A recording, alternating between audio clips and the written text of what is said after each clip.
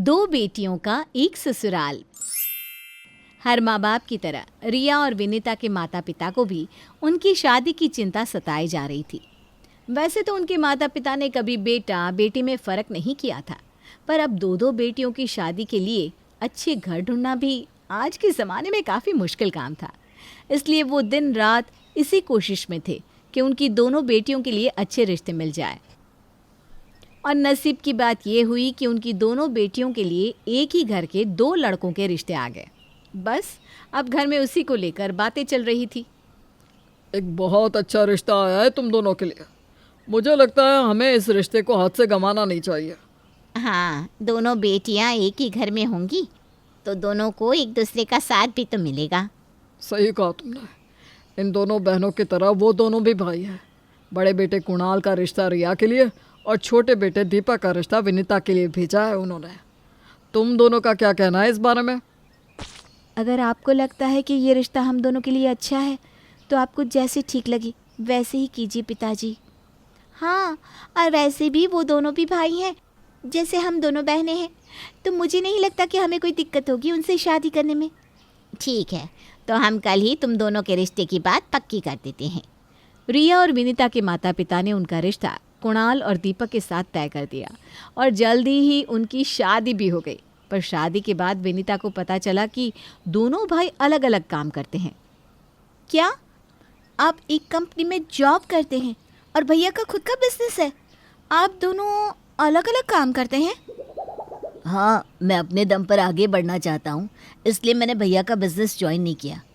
हाँ, अभी मेरी सैलरी इतनी ज़्यादा नहीं है, पर आगे भविष्य में बहुत कुछ कर दिखाऊंगा। इसका मतलब रिया के पास बहुत पैसे हैं और मुझे हर एक चीज़ के लिए रो रो कर मांगना पड़ेगा। क्या किस्मत है मेरी, एक ही घर में दो बहनें हैं, पर वो इतनी अमीर और मैं इतनी गरीब। अब तो वो मुझे हर बात पर नीचा दिखाएगी। विनीता के पति के पास पैसे कम ज़रूर थे, पर वो विनीता से बहुत प्यार करता था। कभी उसके लिए गजरे लाता तो कभी पानी पूरी खाने ले जाता, घर के कामों में उसकी मदद भी करता था। वहीं दूसरी तरफ रिया के पति के पास पैसा तो था, लेकिन रिया को देने के लिए समय कम था। ये क्या बात हुई जी, हमारी नई नई शादी हुई है पर आपके पास मेरे लिए वक्त ही नहीं है। जब देखो बस काम काम काम। मैं तो जैसे आपके लिए कुछ हुई नहीं। तुम जानती हो ना मेरे सर पर कितना बोझ है काम का। पैसे ऐसे नहीं आ जाते, उसे कमाने के लिए मेहनत करनी पड़ती है।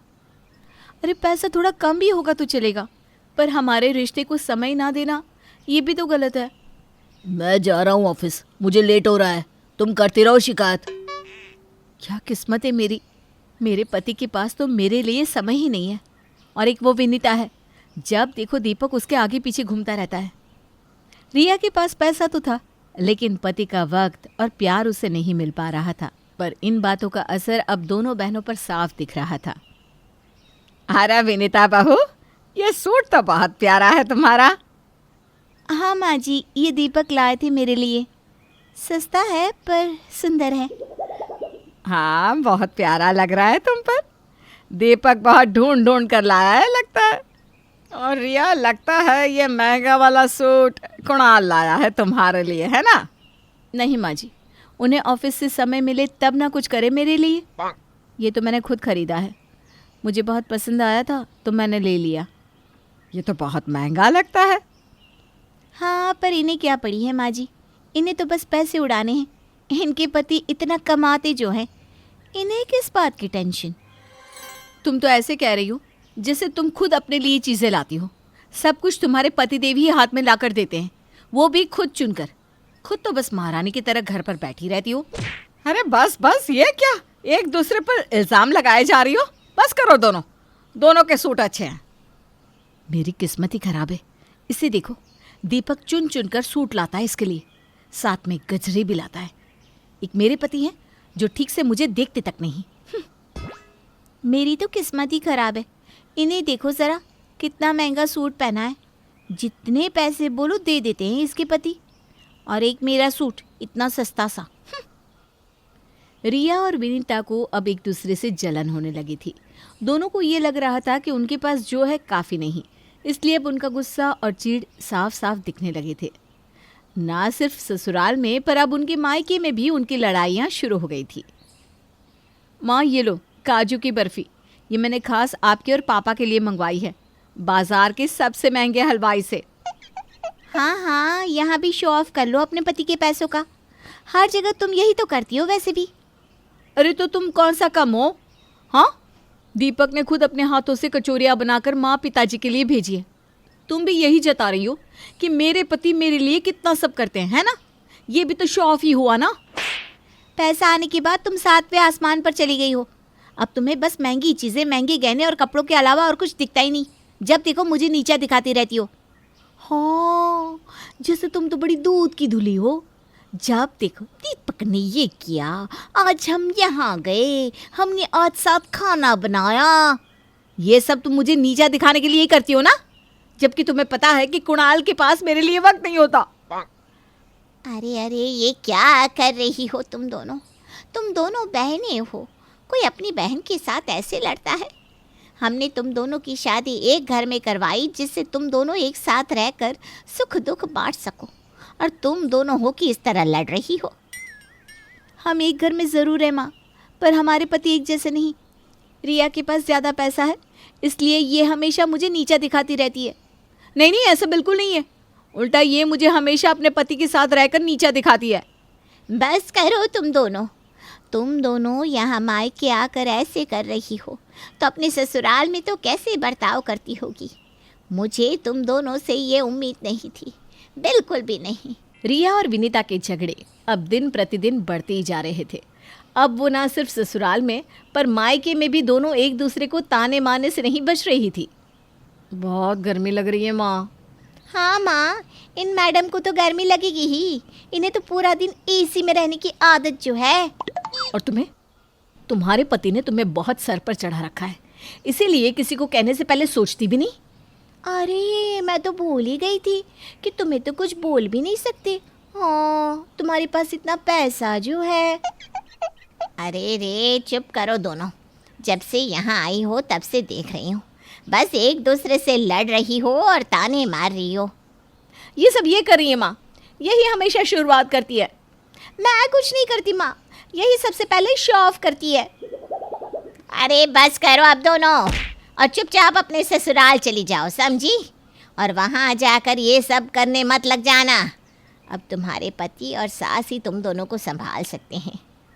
रिया और विनीता की माँ ने उन दोनों को डांट कर अपने ससुराल भेज दिया, ये सोचकर कि उनके पति और सास उन्हें समझा देंगे। पर यहाँ तो कुछ उल्टा ही हो रहा था। रिया और विनीता अब दोनों भाइयों को भी एक दूसरे के खिलाफ भड़काने में लग गई। भैया मैं सोच रहा था हम सब साथ में कहीं घूमने चलते हैं, मज़ा आएगा। हाँ हाँ, क्यों नहीं छोटे, बता तू कहाँ चलना चाहेगा? नहीं नहीं, हमें कहीं नहीं जाना आपके साथ। हाँ, तो हम दोनों कौन सा मर रहे हैं आप दोनों के साथ घूमने के लिए? दीपक, कोई ज़रूरत नहीं है इनके साथ कहीं भी जाने की। ऐसे भी ये दोनों जहाँ भी चलेंगे हम दोनों को नीचा ही दिखाएंगे कि इनके पास ज़्यादा पैसे हैं और हमारे पास कम। ये तुम दोनों कैसी बात कर रही हो? हाँ, क्या हो गया है तुम दोनों को? आपको भी ना कोई ज़रूरत नहीं है इनकी तरफ देखने की कि ये हमारे साथ घूमने चले। ये तो बस यही दिखाते रहेंगे कि ये कितने प्यारे कपल हैं, कितना प्यार है इनमें, इसलिए कोई भी ज़रूरत नहीं है इनके साथ कहीं भी जाने की। देखा देखा दीपक, कितना जहर भरा है इनके मन में हमारे लिए। आपके भाई भी ना बस दिखाने के लिए आपको प्यार करते हैं, असल में तो वो आपको बहुत छोटा समझते हैं। देखा कैसी सोच है इनकी। मैं तो कहती हूँ हमें इनसे कभी बात भी नहीं करनी चाहिए। रिया और विनीता अब अपने झगड़े और जलन को दोनों भाइयों के बीच में झगड़ा डालने के लिए प्रयोग कर रही थी, जिसे देखकर अब शीला से रहा नहीं गया। अरे बहुत हो गया तुम दोनों का। अब कितने दिनों से देख रही हूँ दोनों को, जब देखो एक दूसरे पर इल्ज़ाम लगाती रहती हो, और आज तो तुम दोनों ने हद ही कर दी। आज मेरे बेटों को एक दूसरे के खिलाफ करने में लग गई हो। मैं यह बिल्कुल भी बर्दाश्त नहीं करूँगी, समझ गई दोनों? अब जाओ और अपना अपना काम करो। दोनों मुंह बनाकर अंदर चली जाती है। मैं तुम दोनों से एक बात कहना चाहती हूँ। मैं जानती हूँ कि तुम्हारी पत्नियाँ बहनें हैं, लेकिन दोनों की ना आपस में बिल्कुल नहीं बनती। इसलिए हो सकता है कि तुम दोनों को भी ऐसा लगे कि हमें हमारी पत्नियों का ही साथ देना चाहिए। तुम दोनों अपनी पत्नियों का साथ दो, इसमें कोई बुराई नहीं है, लेकिन उनके झगड़े को कभी भी अपने बीच में मत आने देना, समझे? तुम दोनों भाइयों में जैसा प्यार है वैसा ही रहने देना। हम आपकी बात समझ गए माँ, आप बिल्कुल बेफिक्र रहिए। हम अपने बीच कोई मतभेद नहीं आने देंगे। वो सब तो ठीक है माँ, पर इनके झगड़े को सुलझाए कैसे, कुछ समझ में नहीं आ रहा। शीला कुछ सोचती है और कुणाल और दीपक के कान में एक योजना सुनाती है। कुछ दिन ऐसे ही बीत जाते हैं और एक दिन कुणाल मुंह लटकाकर घर आता है। क्या हुआ जी, आपका मुंह क्यों उतरा हुआ है? अब क्या बताऊँ तुम्हें, हमारा सारा व्यापार नुकसान में चला गया। अब कुछ भी नहीं बचा हमारे पास। ये आप क्या कह रहे हैं? हाँ, अब तो मुझे भी कोई नौकरी ही ढूंढनी पड़ेगी। पर चलो, अच्छी बात तो यह है कि अब मैं तुम्हें समय दे पाऊँगा। अब हाँ, कोई बात नहीं, जल्दी ही सब कुछ ठीक हो जाएगा। देखो, अब खर्चा ना ज़रा सोच समझ कर करना, क्योंकि हमारे पास ज़्यादा पैसा नहीं है। कुणाल को बहुत बड़ा नुकसान हुआ था, इसलिए अब रिया को हर चीज़ सोच समझकर और कंजूसी से लेनी पड़ रही थी। वहीं दूसरी तरफ दीपक का बड़ी कंपनी में प्रमोशन हो गया था। क्या सच में इतना बड़ा प्रमोशन मिला है आपको? हाँ, और पगार भी दुगनी हो गई है। ये तो बहुत अच्छी बात है। चलिए ना, आज बाहर खाना खाने चलते हैं। नहीं नहीं, मेरे पास बहुत ज़्यादा काम है, अब मैं कहीं नहीं जा सकता। ठीक है, फिर शाम को चलते हैं। आप ऑफिस से आ जाइए तब। नहीं नहीं, शाम को मेरी एक मीटिंग है, तुम अकेले चली जाना, घूम के आना। ये लो पैसे, सामान भी खरीद लेना, हम अगली बार साथ में चलेंगे, ठीक है? अब मैं चलता हूँ, मुझे देर हो रही है। जहाँ कुणाल अब ज़्यादा से ज़्यादा वक्त रिया को दे रहा था, उसका ख्याल रख रहा था, वहीं विनीता अब बिल्कुल अकेली हो गई थी, क्योंकि दीपक के पास अब उसके लिए वक्त ही नहीं था। दोनों बहनों के पास अब वो था जिससे वो जलती थी, लेकिन खुश तो वो आज भी नहीं थी। विनीता दुखी होकर रिया के पास आती है। लाओ, मैं तुम्हारी मदद कर देता हूँ, तुम भी थक गई होगी काम कर करके। हाँ, वो पैदल बाजार गई थी, टैक्सी वाला ज़्यादा पैसे मांग रहा था। कोई बात नहीं, हम दोनों साथ में काम करेंगे तो सब कुछ जल्दी हो जाएगा। लाओ, मैं मदद करवा देता हूँ। ठीक है। दूसरी तरफ विनीता सोच में बैठी थी। आज भी ये नहीं आए, कितने दिन हो गए, मुझसे ठीक से बात भी नहीं की। अब तो बस आते हैं और अपना काम लेकर बैठ जाते हैं, मेरी तरफ देखते तक नहीं। और एक वक्त था जब हम दोनों घंटों तक बातें किया करते थे। रिया और विनीता दोनों अपने हालातों से परेशान थी, दुखी थी। आपके पास थोड़ा वक्त है दीदी मेरे लिए? मैं तो बहुत अकेली हो गई हूँ। अब मुझे समझ में आ रहा है कि आपको कैसा लगता होगा, क्यों आप इतना गुस्सा करती होंगी। मैं भी अब समझ गई हूँ कि तुम्हें कैसा लगता होगा जब सामने वाला अपने पैसे का दिखावा करता हो। आज मैं उस चीज़ से गुजर रही हूँ, तब मुझे पता चल रहा है कि मेरे पास क्या था। देखा जाए तो गलती हम दोनों की है। हम दोनों ने हमारे पास जो था उसकी कदर ही नहीं की, पर आज हमें अपनी गलतियों का एहसास हो रहा है। पीछे से शीला अपने दोनों बेटों के साथ आती है। यह हुई ना बात, अब तुम दोनों को समझ में आ गया कि हमें जो मिला है उसकी हमें कदर करनी चाहिए, ना कि दूसरे के बंगले को देखकर अपनी झोपड़ी जलानी चाहिए। हाँ माँ जी, हमें समझ में आ गया है सच में। तो ये लो, अपने अपने पति। मेरा प्लान मतलब योजना सफल हो गई। क्या? क्या? शीला, कुणाल और दीपक हंसने लगते हैं।